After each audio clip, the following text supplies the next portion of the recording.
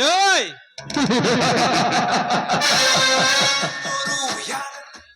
ಅಂದು ರಾಮ ರಾವಣರ ಮಧ್ಯದಲ್ಲಿ ನಡೆಯಿತು ಬಾಣಗಳ ಯುದ್ಧ. ಭೀಮ ದುರ್ಯೋಧನರ ಮಧ್ಯದಲ್ಲಿ ನಡೆಯಿತು ಗದಾಯುದ್ಧ. ಈ ಕಲಿಯುಗದ ರಾಜ್ಯ ಮಹಾರಾಜರ ಮಧ್ಯದಲ್ಲಿ ನಡೆಯಿತು ಬಾಣಗಳ ಯುದ್ಧ. ಆದರೆ ಇಂದು ನನ್ನಂತ ರಾಜಕೀಯ ನಾಯಕರ ಮಧ್ಯದಲ್ಲಿ ನಡೆಯುತ್ತಿದೆ ಮೋಸದ ಯುದ್ಧ. ಆ ಮೋಸದ ಯುದ್ಧದಲ್ಲಿ ನಾನು ಗೆದ್ದು ಪ್ರವೀಣನಾಗಬೇಕಾದರೆ ಒಂದು ನನ್ನ ಜೀವ ಹೋಗಬೇಕು, ಇಲ್ಲ ಒಂದು ಆ ವೀರ ಧರ್ಮರ ಜೀವ ಹೋಗಬೇಕು.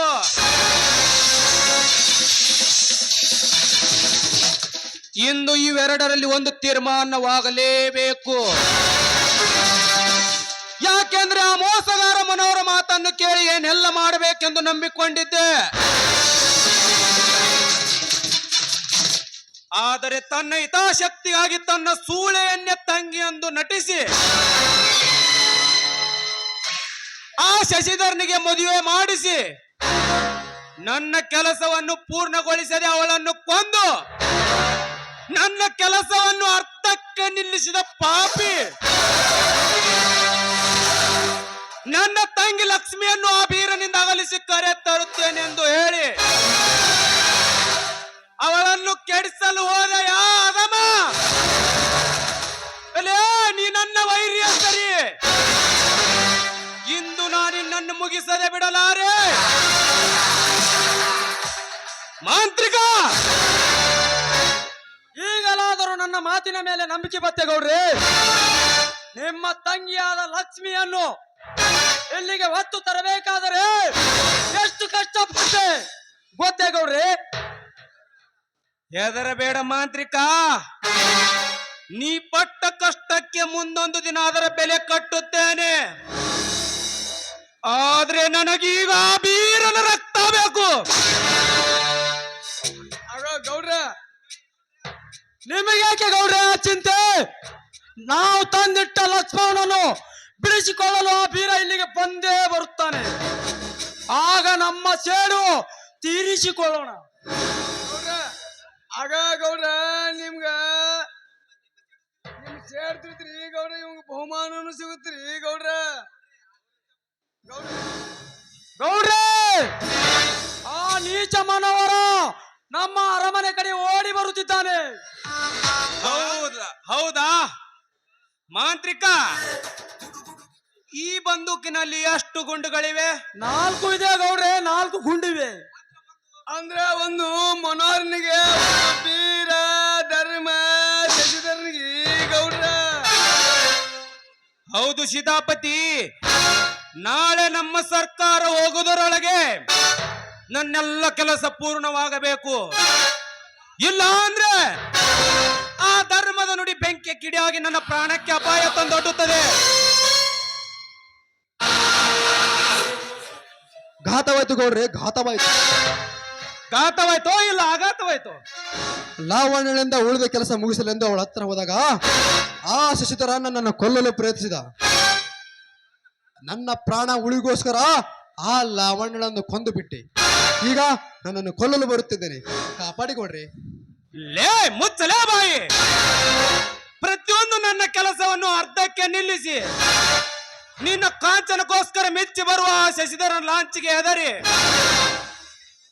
ಇಲ್ಲಿಗೆ ಎಲ್ಲ ಕೆಲಸ ಮುಗಿಯಿತೆಂದು ಅವಳಿಂದ ಎಲ್ಲ ಸಂಪತ್ತನ್ನು ಕಿತ್ತುಕೊಂಡು ಮುತ್ತು ಕೊಡೋ ಮುಖಕ್ಕೆ ಮೆತ್ತಗೆ ನಿಂತು ಗುಂಡು ಹಾಕಿ ಸಾಯಿಸಿ ಇಲ್ಲಿಗೆ ಹೇಡಿಯಾಗಿ ಓಡಿ ಬಂದಿರುವೆಯ ಮಗನೇ? ನೀನು ನನ್ನ ವೈರ್ಯ ಸರಿ, ನೀನು ಸಾಮಾನ್ಯದವನಲ್ಲ. ನನ್ನ ಕಣ್ಣಿಗೆ ಮಣ್ಣೆರಚಿ ನನ್ನ ಬಗ್ಗಿಸಿ ನಡೆಸುವ ಉತ್ತರ ಕುಮಾರ ನೀನು. ನಿನ್ನಂತ ಮೋಸಗಾರ ನನ್ನ ಗುಂಪಿನಲ್ಲಿರಬಾರ್ದು. ತಾಳು ಮಗನೇ.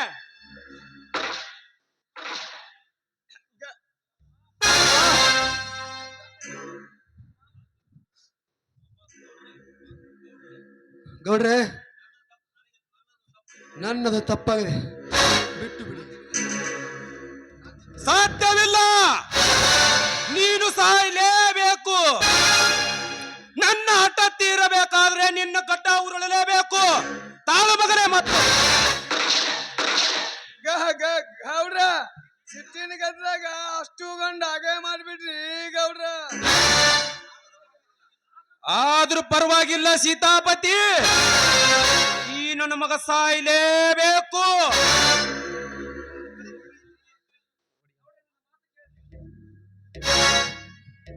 ಗೌಡ್ರೆ, ನನ್ನ ಮಾತನ್ನು ಕೇಳಿರಿ. ಏ ಯಪ್ಪ ಮನೋಹರ, ನಿನ್ನ ಮಾತು ಕೇಳುದಿಲ್ಲ ತಮ್ಮ. ಸಾರ್ವಜನಿಕ ಲೋಕಕ್ಕೆ ಹೋಗಿ ಪರಮಾತ್ಮ ಧ್ಯಾನ ಮಾಡ್ಕೋತ ಕೂತ್ಬಿಡು. ಕೆಲಸದ ಮಾಂತ್ರಿಕ ಏನು ನೋಡುತ್ತಾ ನಿಂತಿರುವೆ? ನಿನ್ನ ಕತ್ತಿಯಿಂದ ನೆತ್ತಿಯನ್ನು ಸೀಳಿ ಹಾಕಿಬಿಡು.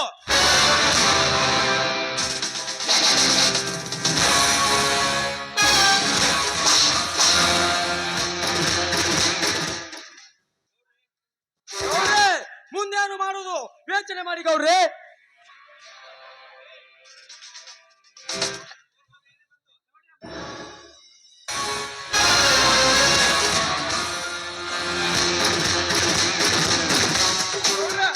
ಎಲ್ಲ ಮುಗಿದು ಹೋಗಿದ್ರೆ ಕೆಲಸದ ಏನಿಲ್ಲ, ಎಲ್ಲ ಜೀವ ಹೋಗ್ಬಿಡು.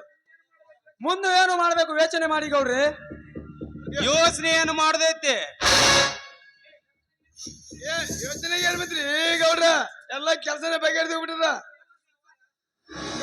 ಗೌಡ್ರ, ಅವ್ರನ್ನ ಬಿಡ್ಸಕ್ಕ ಬೀರ ಧರ್ಮ ಶಶಿ ಬರ್ತಾನ. ಅವ್ರಿಗೆ ಕೋಲೆಗೆ ಹಾಕ್ಬಿಡ್ರಿ, ತೆಗೆದಿಡ್ರಿ 3 ಗುಂಡ.